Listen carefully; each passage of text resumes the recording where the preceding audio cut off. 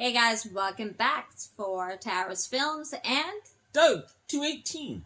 Good evening. good evening to you and good evening to you guys. It is a recap of Big Brother Canada, Season 7, Episode number 4. Things are becoming chilly. And it's not the relations between the contestants we're talking about. That's already Pretty Sub-Zero. chilly. Some, especially with Dave and Irene and the rest of the racers, Lauren and Joanna too aren't making too many friends, but you know. Good God. Things are okay, they've pretty much been kept apart, but our teams went from Edmonton, Alberta, and now they are heading to Yellowknife in the Northwest Territories. Woohoo! Woohoo! They went from cold to really cold. Now, even though it's aired in the summer here, those of us in Canada know this, but if you're watching from outside Canada, a lot of this was filmed a few months ago, usually late spring, early spring, so when they got to Northwest Territories, Yellowknife, the temperature was minus 21, so it was a little bit on the cold side. Although for them, it was probably pretty warm. I mean, I've seen it up there get to minus 40, so... No, I can understand if you've grown up there and, you're acclimatized. Get used to it. But, like, for us in Ontario and so on, It's pretty cold. That's freaking cold, dude. Just saying. But anyway, so they had to go to the first roadblock. And that was...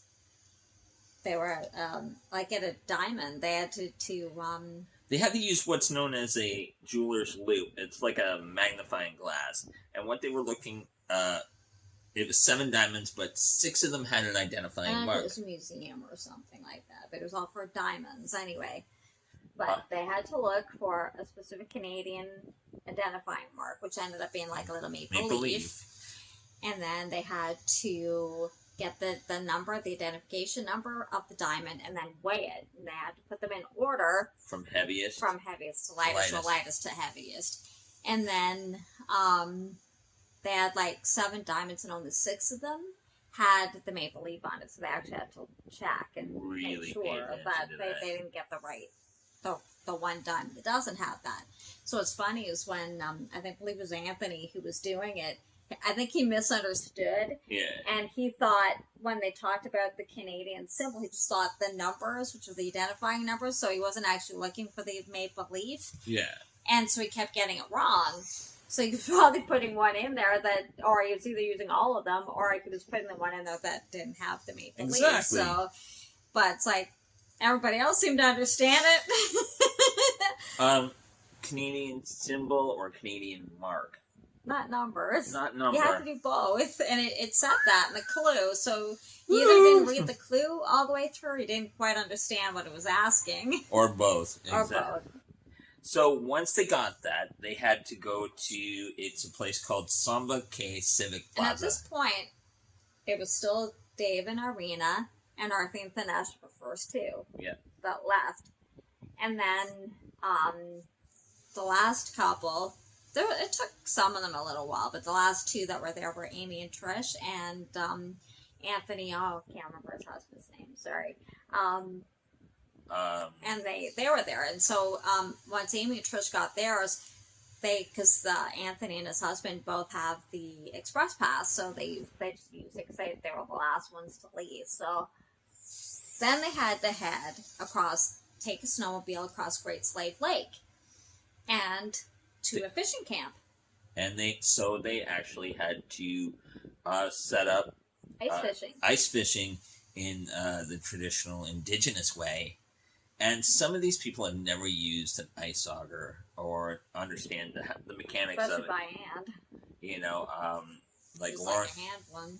Like Lauren and Joanne, and it's like, this machine doesn't work. This is difficult. Well, because she's holding onto it, and it was at an angle. Yeah. And she was just kind of not keeping the pressure on the power, so it would jump a bit, and then it wouldn't go any further. And she's like, this is really hard, and you're not going to get it this way. And they actually had, once they got all the way through, they had to actually get rid of the ice so that they could see right through. Yeah. And so some of them had to redo it, like they gave them like this shovel thing. It was like a ladle. Yeah, where they could like scoop out this ice. And the guy on the fish camp was very particular about it. He'd look down, and if he couldn't see the line, he'd make you do it again. And then they got a fish that they had to bait onto a string with onto a hook. And like a Y-shaped branch. Onto a branch, and then they had to hang it in. So, at this point, the leaders are still in the lead. So once you got that, then you had to go to the second rock, which was you had. So say Four Towers did the fishing. The other one had to do. I would have to do the other one, and the other one was you had to don a wetsuit and swim 3 feet under ice, and grab your clue. Right. Wow. Some did it really well. Well, when Dave and Irina got there, I'm not doing it. Irina just freaked out, basically. And she didn't even put the wetsuit on or anything. She's just like, I'm not doing that, Like, so Dave's like, oh, I'm not going to make my wife go through some pain or whatever, trauma or whatever. And so they use their express pass. So they just bypass it altogether. And then Arthi had a little bit of problem with it. Like, she freaked out a bit. She actually came back up. And then, but she did it. Yeah. But she said she swam under an iceberg. Sweetie, not an iceberg. How many icebergs do you know that are flat? And that big, like that one. It's a lake. Not an iceberg. You don't ice fish on an iceberg. No. But, whatever. That's a story for a different day. That's a story for a different day. So, Megan and her sister, who are the Pan Am, the kayakers. Oh, she just went through it like that. She's like, oh, I'm more comfortable in the water than I am above. So she did in seconds. She was like Aquaman, as soon as that head went under, she was zoom, up the other side. The moms did it. And because the one, I can't remember if it's Amy or if it's Trish, who's I believe it's Trish that is Trish, hearing impaired. Is hearing impaired, so she's the one who did it. And she did very well, too. And she's like, please, dear God, don't let him try and say anything while I've got my hearing aids out. Because she couldn't hear him. She would have to actually look at him, and she had a little bit of a freak out moment, because of how they tried to acclimatize them to the cold. Well, they had to dunk your head in the water to get your face used to the cold, and so it almost looked like she went down. He didn't really push her. I think she put herself in pretty quickly, but. And then came back out, and so because she couldn't hear him, she freaked out a little bit. Yeah. And so her goggles were fogging up, so she actually took them off so she could see what he had said. But no, she did pretty well. She did, she did well.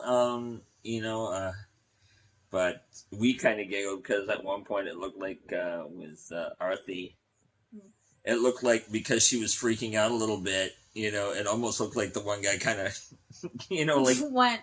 Yeah. A little too far. I don't think it was Arthi. I think it was somebody else, wasn't it? I think it might have been Joanne. Maybe. One of them. It was it seemed like he had it like that and just went down too fast. But it looked like he actually pushed it. Gave her a little. He did, but she, I think she was panicking somewhat. Because it's extreme cold and, if you're not used to it.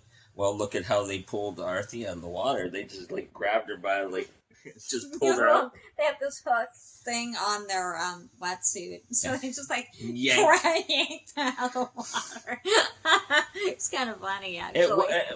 Kind of funny. It was funny as heck. She must weigh what, a buck? Oh, $1.05 maybe. She even said she's only about 4 feet. She asked how thick the ice was, and he said about 3 feet. 3 feet, and she said, "I'm 4 feet." Funny. And in the ice fishing challenge. You found out what the thickness of the ice because you had to drill through 3 feet. And what's interesting is Anthony, his husband, he's done ice fishing with his dad and stuff. They did it pretty well too. So because he did it that way, Yep. So they did really well. So they actually made up a bit of time by doing that. So now they're having to go to... It's called the Air Tindy Float Base. Now... They got on a float plane and flew this thing. And what it is that the rescue pilots in the area are able to land in some of the most out-of-the-way locations on a dime. Mm-hmm. And what they had to figure out, the contestants were they had 4 navigation maps and to identify 10 sites with a longitude and latitude. All they got was the numbers, like the minutes, longitude, latitude, and they had to actually figure out on the maps with the space where the place was that they were pointing to. And so the couple, the first with Dave and Irene and Arthi and Panache got there first. They've been in the lead. Well, Dave and Irene had no idea what it was, what they were doing, and they were trying to figure it out, and they had no idea how to do it, So they basically gave up and decided to take a penalty, which is 2 hours. It's very risky when teams aren't that far behind you, really. And so it's 2-hour penalty. I mean, it's like, I think sometime in the States it's 4-hour penalty, so it's not as bad as that. But, you're risking it. You're hoping other people are going to have as much problems as you did. But that's not always the case. Well, Arthi and Panache, they figured it out right away. I think Arthi even said it's like grade 6 geography. So they did well. And the other teams, they followed suit pretty quickly. So, and it's really only one other team that had problems, and that was they were the sprinters. The sprinters, the millennials, and we don't know what this is. They actually left to find out if they could find somebody who could figure out what they were meant to do, how to figure out how to read the map. And it's funny, they found geologists. Yeah, the Yellowknife Geological Society. So obviously they should know how to read a map, and so they broke it down for them. So they took their cab back and figured it out. And then when they had to go, they actually didn't have enough money for their cab. It cost almost $250. Well, they only had about 100 and something. And like the cab drama this episode, guys. Oh gosh, Amy and Trish had a lot of problems with their cabs. Like Dave and Irina stole one. The one time the cab took off on them from the fishing place. I mean, it was ridiculous. And that whatever their name, I can't not remember their names. But the couple, the sprinters, they didn't have enough money, so they actually went back to where the geologists were and begged for money, and they actually got it. Yeah, like the one guy, nice. the one guy ponied up like $90. Yeah, I hope they get paid back from the producers or something, because it's a lot of money. Because they were short quite a bit. Oh, and he's like, "Can we?" And they're trying to barter with the cabbie. He's like, "No, you pay me the rest. You pay me the rest." So and they did get the money though, and rightfully so. This dude has driven you all day, and waited around and everything. He wants to get paid.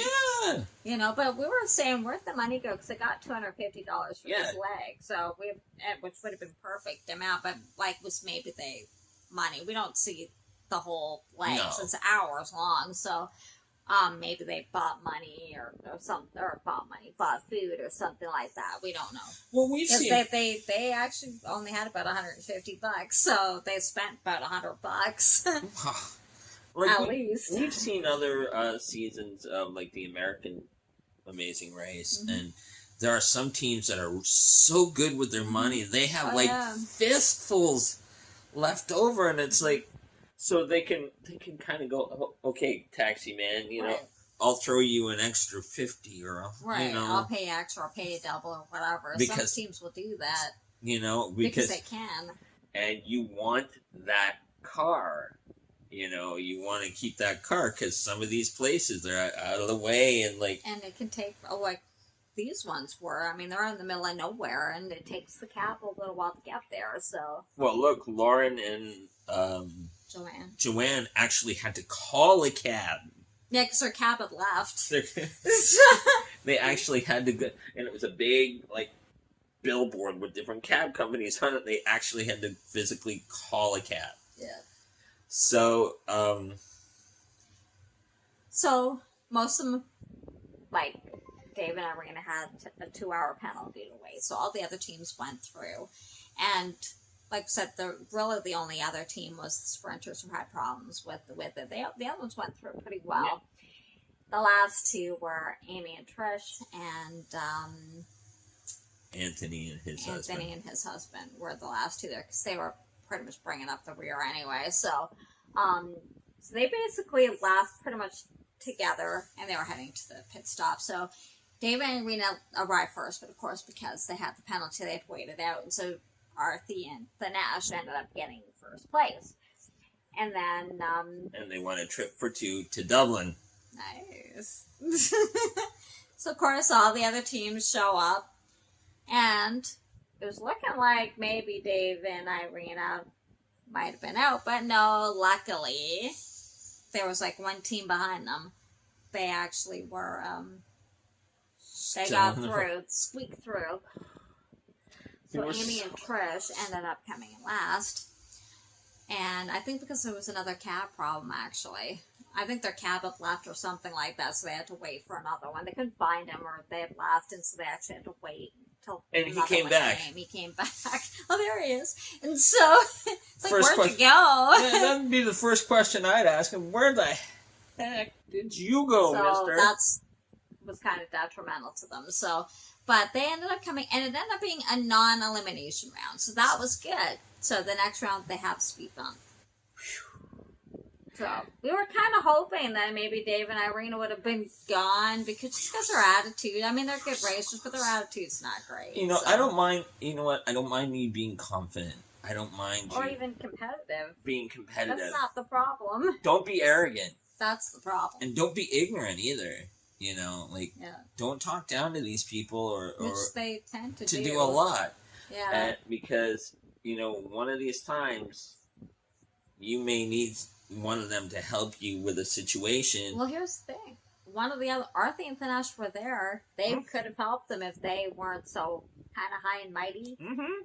Because we've seen other times, some teams will help each other out. So, if you got a good working relationship, you know, you can say, hey, yo, look, how about we work together, both of us, both our teams get out of here at the same time, and whatever happens, happens. So, I mean, they came like this close. Maybe they'll change how they play. Maybe. Doubt it. I doubt it, but, you know, a lot of times they don't learn, so... The screen's not big enough for their egos. No. No. You agree? Probably. So, according to this, their next leg could be Saskatchewan. Could be Saskatchewan. Well, it says future leg. Question mark. I think they said where they're going. I don't know if it's Saskatchewan. It might be Saskatchewan. I forget what they said in the preview. Where they go next. And so... That might be actually Saskatchewan. So that should be interesting. See what they have them do there. It looks like some teams run into a bit of problems in the next leg. So we'll find out. Exactly. They haven't done an international leg yet. It makes me wonder if they're going to this year. Usually by now, they might have at least done one international leg. They may or may not this year. We'll see. It does. You know, it doesn't look like it. Well, because from what they've got as the upcoming legs, it's all in Canada, in country. That's interesting because they've done international legs past few times, so they might be just doing within Canada this year. And if this is, from what I'm reading, going to happen, they're actually going to do they're going to do it on supposedly. They usually do come to Ontario. Well, they left from Ontario, but and they're going to hit my hometown. Nice, that's Bracebridge. I will cross my fingers. We'll see. We'll see. It's a nice little town. We'll see when we get there. If they gotta get there first. Sounds like they do, but anyway, we'll see.